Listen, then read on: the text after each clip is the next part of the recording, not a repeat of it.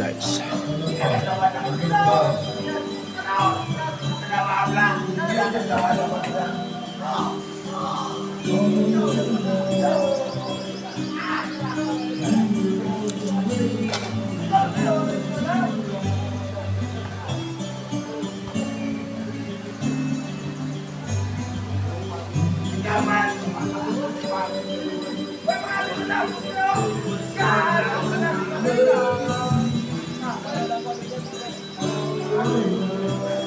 Ang ginawa mo doon, Sal?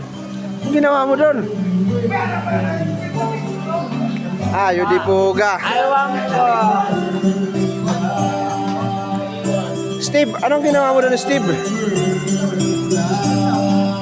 Kaibigan, parang katalo ng sabong ah. Anong ginawa mo dyan?